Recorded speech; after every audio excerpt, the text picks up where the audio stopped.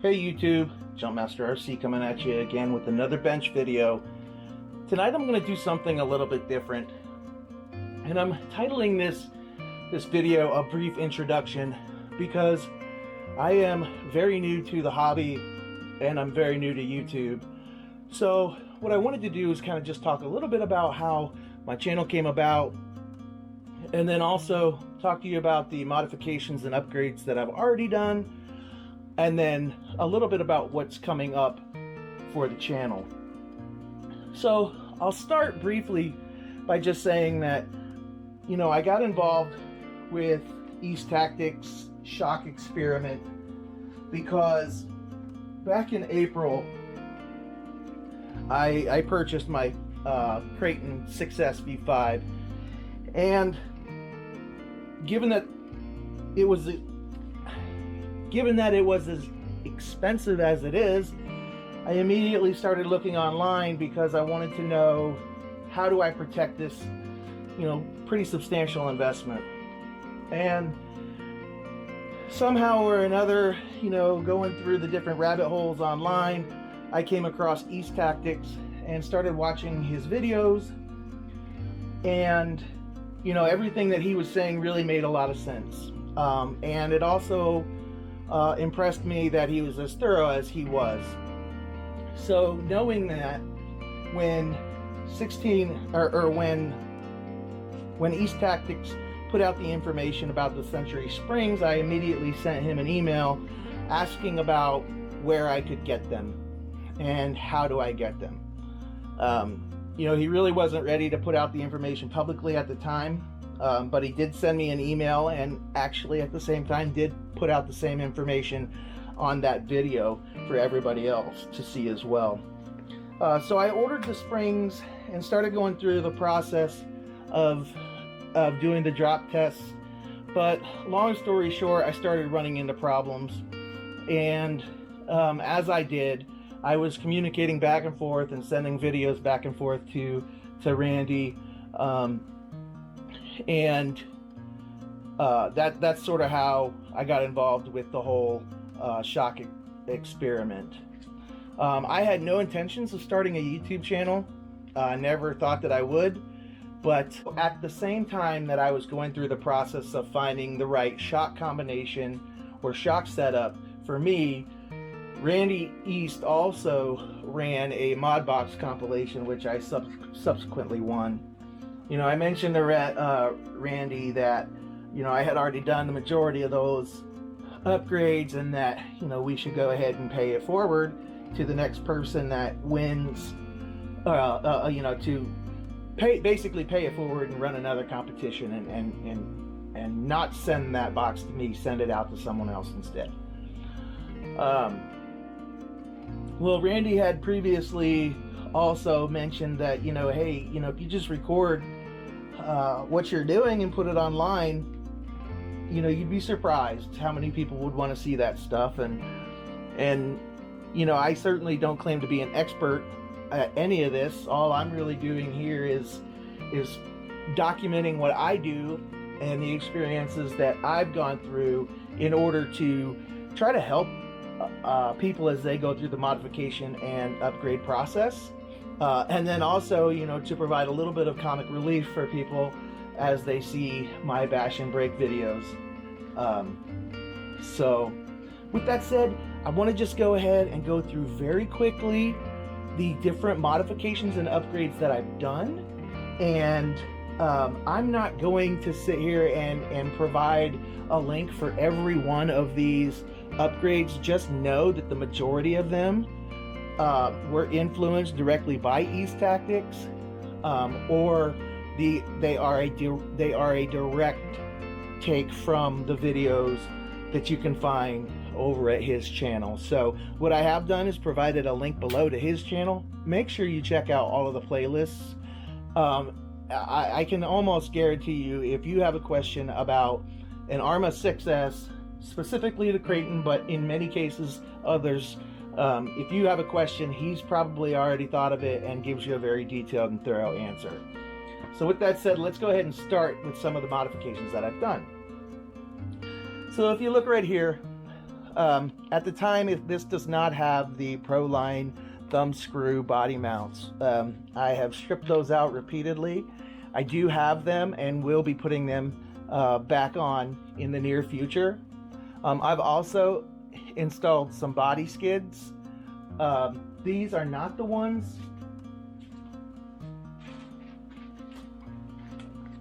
And I do have some more to install. I'm going to install them here across the front.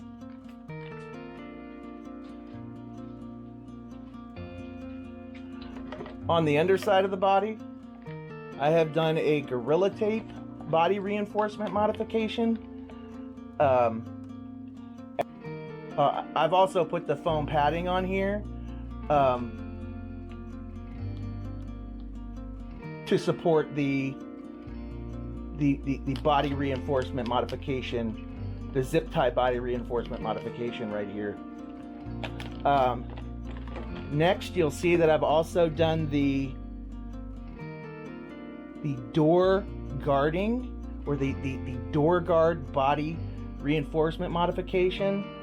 I have not taken this particular one out yet to bash it, but before putting it in black, I did have it on in clear, and I only had it on the rear, the very rear here. And the reason for that was because I had, you can see where the Gorilla Tape is, I had cracked the body there. So I went ahead and put the clear stuff across the back, but when I took it out for a run and I went through the water, if you watched the last video of mine, you'll notice that I went through some mud and water. It got down inside the clear and was really looking bad. So I pulled it off, shaved that area clean with the razor blade, and then went ahead and you know, I've got to thank my beautiful wife for this. She actually installed the edging for me because I wanted it. I didn't want to have to make the cuts that Randy had made across the front, and I was having a hard time with it. So she did that for me. No shame here. So the next thing to kind of go over is the wheelie bar. That was also one of the first modifications that I made. I did add a wheelie bar, and then I'm also running the 12477 shock springs in the front and the 1631 shock springs in the rear. I have M2C shock caps and pistons, and I'm running 3K diff fluid in those. As far as the differential fluid setup, I have 100K in the front, 500K in the center diff, and 20K in the rear diff. I have also done the M2C chassis upgrade. Some of these upgrades and modifications I have videos for already. Some of them you will see videos for in the future. So I did go ahead and upgrade to the M2C chassis, and also after my last bash and break, I added the RPM rear wing mount after soaking it in WD-40. I have added the M2C rear shock tower and rear shock tower brace. I removed the tower to tower brace because the idea is that the shock tower brace takes the impact and drives it down through the chassis, through the rear chassis brace and into the chassis itself. So additionally, I have added the RPM skid plate on the back.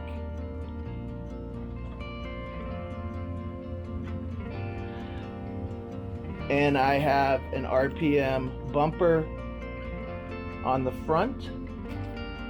I also have the EXB front bumper. I was going to go ahead and replace it, but I haven't had a need to yet.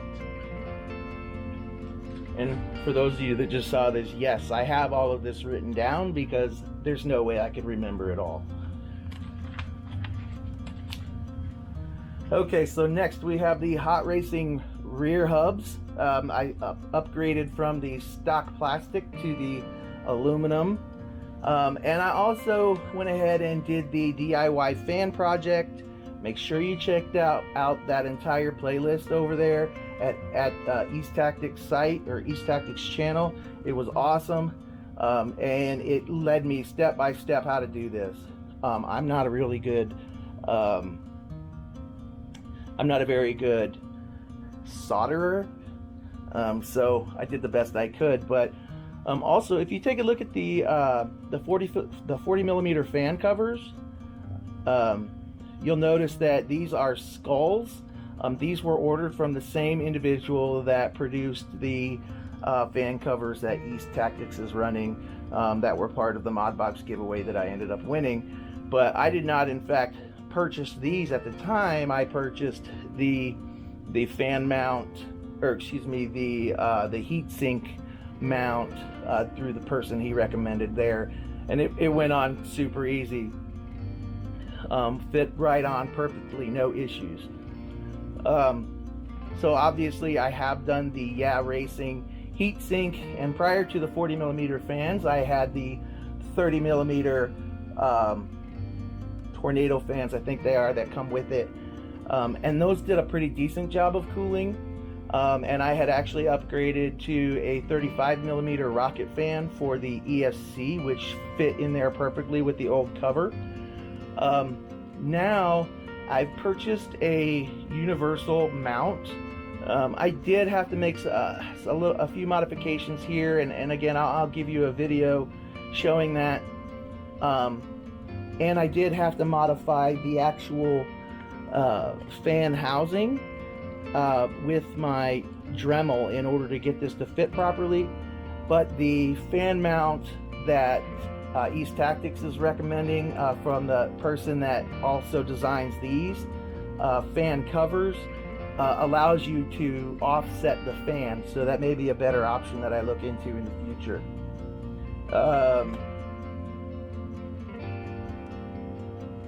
So I've also added changed out a hot racing servo mount and a Power Hobby 760 MG servo.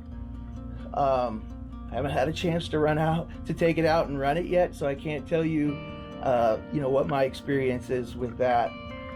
Additionally, you can see on the top, I've done the original zip tie body support reinforcement modification, or the body support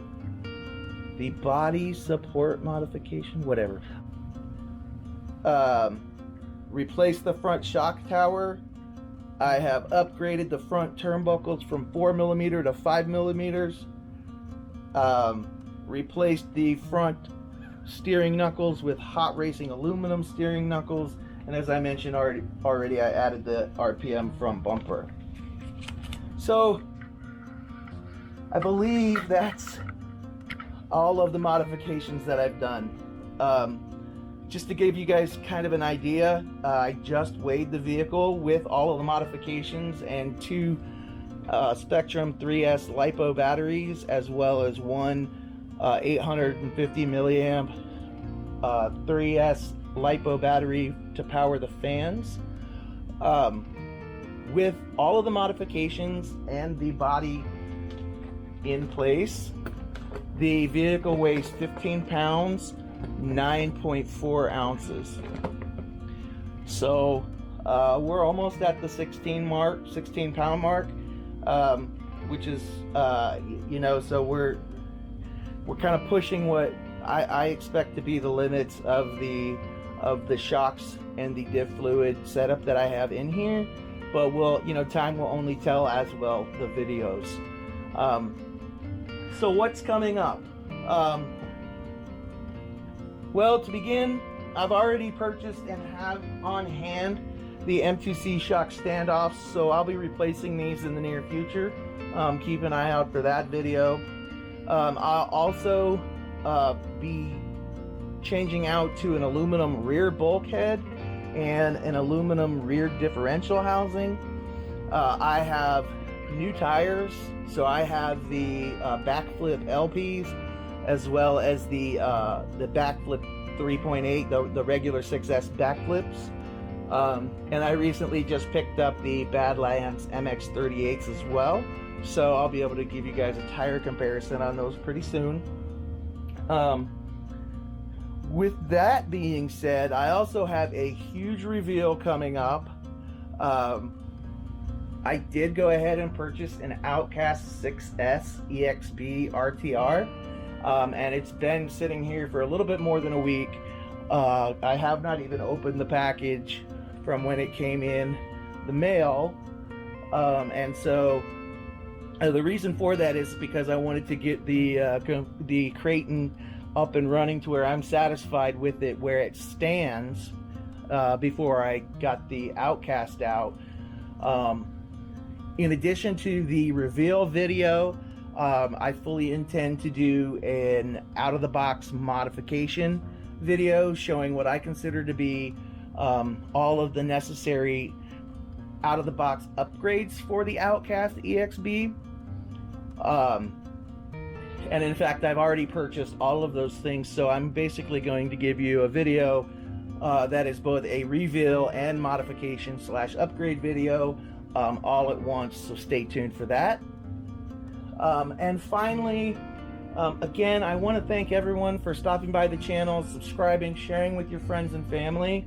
Make sure you leave a comment down below and let me know the things that you like and the things that you don't. Just be nice about it. I am certainly open to any suggestions about things that you want to see. So if you want to see more bash videos, let me know. If there's a modification or any questions you have about any of the modifications, feel free to leave me a note, or feel free to put that comment in the section. Feel free to put the question in the comment section below. With that said, I want to thank everybody again. Make sure that you like, subscribe, comment down below, share with all your friends and family. I really appreciate everyone stopping by to watch my videos. Jumpmaster RC, out.